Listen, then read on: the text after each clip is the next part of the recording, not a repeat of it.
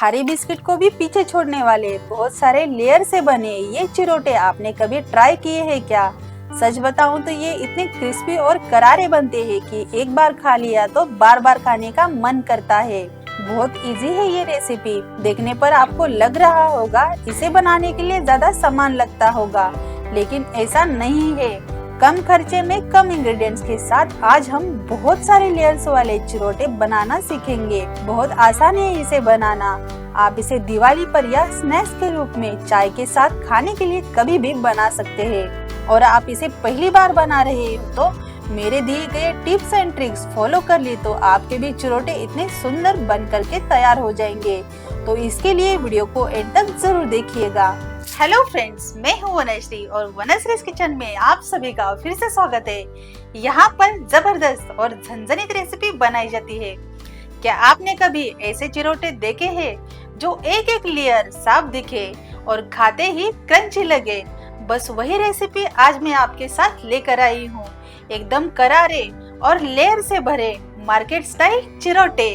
और सबसे मजेदार बात क्या है, ये बहुत ही सिंपल तरीके से बन जाते हैं और ना ही कोई एक्स्ट्रा मेहनत के, सिर्फ घर के कुछ इंग्रेडिएंट्स के साथ ये तैयार हो जाते हैं। मैंने ये खुद जब पहली बार बनाए तो सोचा ये बनाने के लिए बहुत ही मुश्किल होंगे, लेकिन जब रिजल्ट देखा तो मैं खुद ही शॉक हो गई। तो चलिए आप भी बनाए मेरे साथ ये परफेक्ट चिरोटे एकदम आसान तरीके से। और वीडियो को एंड तक जरूर देखें क्योंकि हर एक स्टेप में एक छोटी ट्रिक छुपी हुई है। करारे चिरोटे बनाने के लिए आपको किन किन चीजों की जरूरत लगने वाली है वो देखते हैं। कलौंजी, कसूरी मेथी, मैदा, कॉर्नफ्लावर, अजवाइन, घी, सूजी और भुना हुआ जीरा। मैंने इधर इंग्रेडिएंट्स की लिस्ट भी दी है, आप उसे भी फॉलो कर सकते हो। सबसे पहले एक परात लेंगे और एक छन्नी लेकर हमें मैदा को छान लेना है। तो मैं यहाँ पर मेजरमेंट कप से 2 कप मैदा यूज करने वाली हूँ। तो हमेशा ध्यान रखें कि मैदा को हमें छान कर ही लेना है। मैदे में अगर कुछ कचरा है या गांठें बनी है तो ये छन्नी से छान कर लेंगे तो ये आसानी से निकल जाएगा। ये देख सकते हैं इसमें से थोड़ा वेस्ट निकल गया है और मैदा भी छान कर हो गया है। अब इसमें हम कुछ चीजें ऐड करेंगे। सबसे पहले हाफ चम्मच नमक, फिर 1.5 चम्मच अजवाइन ऐड करेंगे। इसे चिरोटे हमारे खस्ता बनेंगे। फिर 1 चम्मच कलौंजी, आपके पास नहीं है तो आप इधर सफेद तिल भी यूज कर सकते हैं। फिर 1.5 चम्मच जीरा ऐड करेंगे।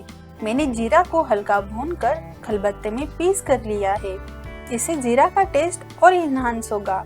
फिर 1 चम्मच कसूरी मेथी लेकर क्रश करके ऐड करें और बचे हुए डंठल को फेंक दें।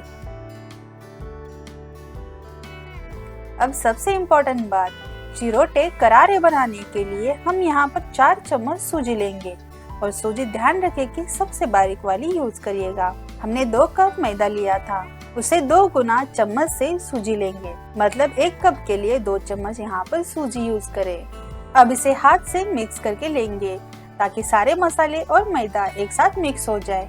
चिरोटे बनाने के लिए हमें इतने कम इंग्रेडिएंट्स लगने वाले हैं और इतने कम इंग्रेडिएंट्स में ये चिरोटे बहुत अच्छे बन जाते हैं। चिरोटे बनाने के लिए सबसे इम्पोर्टेंट ये है कि आप इसमें मोहन का कितना क्वांटिटी लेते हैं। तो मैंने इधर मोहन के लिए ऑयल गरम करके लिया है। अब क्या करना है, 1 कप मैदा के लिए हम यहाँ पर 4 चम्मच मोहन ऐड करेंगे। मतलब हमने 2 कप मैदा लिया है तो 8 चम्मच मोहन इसमें हम ऐड कर देंगे। और ये मेजरमेंट चिरोटे बनाने के लिए बहुत ही सही है। और जिस चम्मच से मैंने मसाले ऐड किए हैं ना, उसी चम्मच से मैं यहाँ पर 8 चम्मच मोहन को ऐड करने वाली हूँ। अब इसे चम्मच से मिक्स कर देंगे। फिर चम्मच से इसे मिक्स करने के बाद इसे हाथ से रब करके मिक्स करेंगे। सारे मैदे पर ये मोहन अच्छे से लग जाना चाहिए।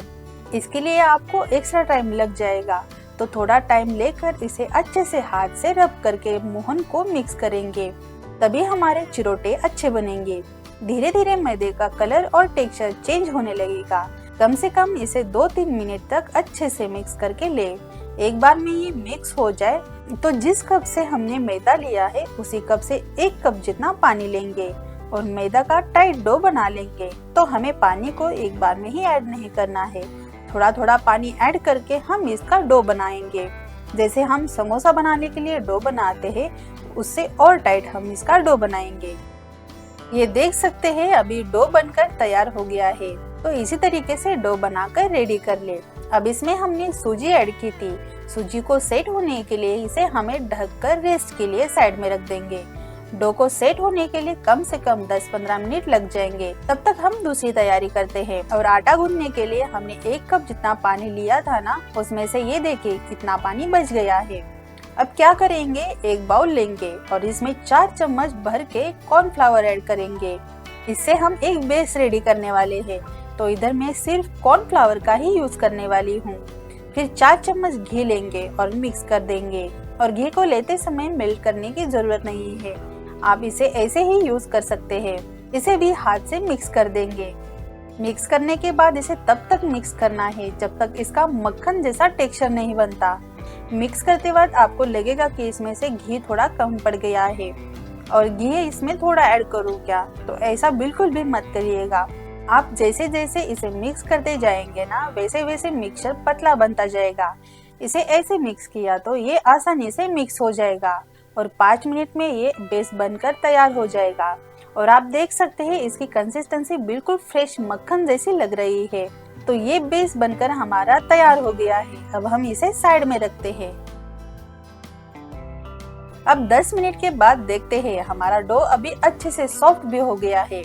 इसे थोड़ा मसल लेंगे और इसी डो से हमें एक जैसी शेप की लोई बना लेनी है। इसके लिए क्या करना है, डो को ऐसे सिलेंडर वाला शेप देंगे।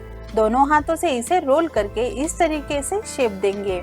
एक बार में ये रोल करके सेट हो जाए तब एक उंगली का डिस्टेंस सेट करके इसे नाइफ से कट करके लेंगे। इसे इवनली सेम साइज की लोई बन जाएगी।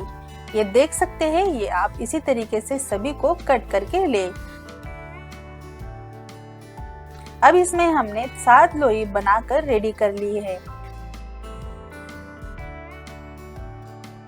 तो अब क्या करना है, एक लोई लेकर इसे हमें बेलना है। तो एक चकला लेकर इसे हमें बेलना है और इसे रोटी जैसा शेप देना है। तो इसकी रोटी बनाते वक्त एक बात का ध्यान रखिए कि हम नॉर्मल रोटी बनाते हैं ना, उससे भी पतली हम इसकी रोटी बेल लेंगे। ज्यादा भी इसे पतला नहीं बेलना है, नहीं तो ये पापड़ जैसा बन जाएगा। तो ध्यान रखिए कि इसे ज्यादा भी पतला नहीं बेलना है। अब एक रोटी मैंने बना ली है, बाकी को इसी तरीके से रोटी बनाकर रेडी कर ले। अब सारी रोटी मैंने बेल कर रेडी कर ली है। अब क्या करेंगे, एक रोटी चकले के ऊपर रख देंगे और जो हमने कॉर्नफ्लावर का बेस बनाया था इसे हमें रोटी के ऊपर स्प्रेड करेंगे। और इसकी लेयरिंग हमें पतली रखनी है, ज्यादा भी इसके ऊपर बेस नहीं लगाना है, नहीं तो क्या हो जाएगा, हमारे चिरोटे ज्यादा ऑयली बन जाएंगे। इसमें हमने पहले ही मोहन ऐड किया था, फिर ये घी का मिश्रण और चिरोटे को हम फ्राई भी करने वाले हैं। चिरोटे में बहुत ऑयल हो जाएगा, इसलिए बेस लगाते वक्त एकदम थिन वाला लेयर लगा ले।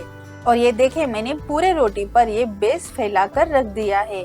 अब दूसरी रोटी लेकर इसके ऊपर रख देंगे और सेम प्रोसेस करके इसके ऊपर बेस का लेयरिंग लगा लेंगे।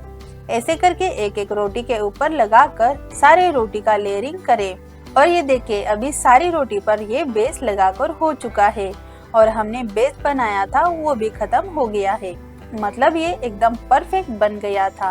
अब सबसे इम्पोर्टेंट स्टेप, इस रोटियों को फिर से रोल कर देंगे। तो क्या करना है, एक कॉर्नर से रोटी को छोटा रोल करके धीरे धीरे इसका रोल बनाएंगे, बिल्कुल इसी तरीके से। फिर लास्ट वाले पार्ट को उठाकर हाथ से हल्का स्प्रेड कर देंगे जिससे ये थिन हो जाए। फिर रोल को स्टिक करके इसे एंड कर देंगे और फिर से हल्के हाथों से रोल करेंगे ताकि इसके अंदर का एक भी गैप बचा हो तो वो निकल जाए। ये देख सकते हैं, इसका अभी रोल बनकर तैयार हो गया है। अब क्या करना है, एक नाइफ लेकर इसे कट करेंगे।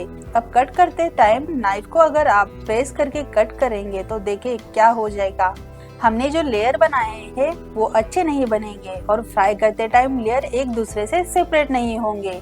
तो ये गलती कभी भी मत करिएगा, आपके चिरोटे बिगड़ भी सकते हैं। तो आपको करना क्या है, नाइफ को ऐसे हल्के हाथों से घिसकर इसे कट करके लेना है।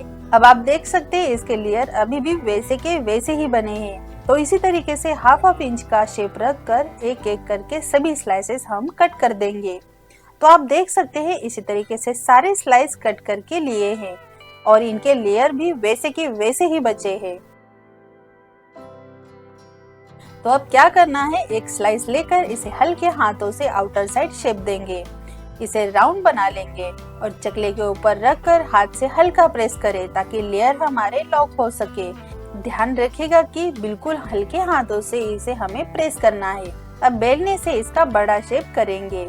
बेलते वक्त भी हल्के हाथों से बेलन को चलाना है। अगर आपने ज्यादा प्रेशर दिया तो लेयर अभी से सेपरेट होने चालू हो जाएंगे। बस इसे हमें बेलन से 2-3 बार घुमाकर राउंड शेप देना है। फिर इसी तरीके से एक एक करके सारे चिरोटे बेलकर रेडी कर ले और बहुत ही आसानी से ये बेलकर हो जाते हैं और इनकी क्लियरिंग वैसी की वैसी ही बनी हुई है। अब इसे फ्राई करते हैं। एक कढ़ाई लेंगे, गैस को मीडियम फ्लेम पर रखकर ऑयल को ऐड कर देंगे और ऑयल को मीडियम फ्लेम पर ही गरम कर लेना है। ध्यान रखें कि ऑयल ज्यादा भी गरम नहीं होना चाहिए और ना ही ज्यादा ठंडा होना चाहिए। अभी गैस को मीडियम फ्लेम पर रखकर इसे हमें फ्राई करेंगे। ध्यान रखें कि गैस को लो फ्लेम मत करिएगा, नहीं तो चिरोटे आपके बिगड़ जाएंगे। तो एक एक करके चिरोटे ऑयल के अंदर फ्राई होने के लिए छोड़ देंगे। चिरोटे को आप इसी तरीके से मीडियम फ्लेम पर फ्राई कर देंगे तो चिरोटे बहुत अच्छे फ्राई हो जाएंगे। इनकी लेयरिंग अच्छे से सेपरेट हो जाएगी, अच्छे से ये क्रिस्पी बन जाएंगे और ज्यादा दिन तक स्टोरेज रहेंगे। हमें फ्राई करते वक्त ज्यादा हड़बड़ी नहीं करनी है, एकदम आराम से इसे फ्राई करेंगे। जब पहली बार आप चिरोटे ऑयल के अंदर छोड़ने के बाद इसमें चम्मच से मिक्स नहीं करना है। ऑयल में ये हल्का फ्राई होने के बाद ये सेट हो जाएंगे, तभी इसे झारे से पलट लेंगे। हर बार चिरोटे फ्राई करने के लिए फ्लैट बेस वाली कढ़ाई इधर यूज करें ताकि एक टाइम पर 3-4 चिरोटे हम अच्छे से फ्राई कर सके। अब चिरोटे ऑयल में अच्छे से सेट हो गए हैं, ऐसा जब आपको लगे तब चिरोटे को झारे से पलटकर अच्छे से फ्राई करेंगे और इनकी लेयरिंग भी आप देख सकते हैं कितनी अच्छी लग रही है। अब कलर चेंज होने तक फ्राई कर ले और हमने मैदा यूज किया है तो मैदे का कलर चेंज होने के लिए थोड़ा टाइम लग जाएगा। अब आप देख सकते हो चिरोटे का कलर भी चेंज हो गया है। मैं अभी इसी स्टेज पर इसे निकालने वाली हूँ ताकि फ्राई होने के बाद इसका और डार्क कलर हो जाएगा। और सभी चिरोटे को फ्राई करके ले। मैंने फ्राई करने के लिए जो भी टिप्स आपके साथ शेयर की है ना, सभी फॉलो करके सबको फ्राई करके लेंगे। एक राउंड फ्राई होने के लिए आपको कम से कम 7-8 मिनट लग जाएंगे। और आप देख सकते हैं इतने लेयरी क्रिस्पी खस्ता चिरोटे हमारे बनकर तैयार हो गए हैं और आपको देखने पर ही पता चल गया होगा कि इनकी लेयरिंग कितनी अच्छी लग रही है। हर एक लेयर अच्छे से सेपरेट हो गया है और इतने क्रिस्पी और करारे बने हैं कि क्या ही बताऊं आपको। और इसे फ्राई करते टाइम इनकी लेयरिंग सेपरेट होती है ना, तब इतना अच्छा लगता है कि बस ये मैंने कितना अच्छा बना लिया। तो इसी तरीके से चिरोटे बनाकर रेडी कर ले और एक डिब्बा भर के ये तैयार हो जाएंगे। इन्हें अच्छे से आपको लंबे समय तक स्टोरेज करने के लिए एक एयर टाइट डिब्बे में रख सकते हैं। ये आपको आराम से 15-20 दिन तक चल जाएंगे और मैंने दी हुई आपको हर एक स्टेप और टिप्स अच्छे से फॉलो कर ली ना, आपके भी चिरोटे अच्छे से बनकर तैयार हो जाएंगे।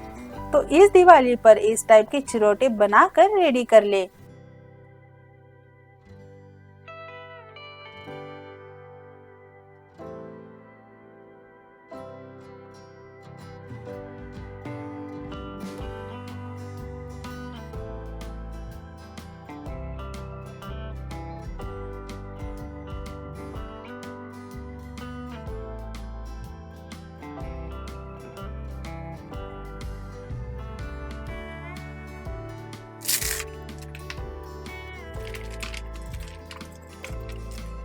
अगर आपको ये रेसिपी पसंद आई हो तो कृपया हमारे वीडियो को लाइक करें, शेयर करें और चैनल को सब्सक्राइब करें।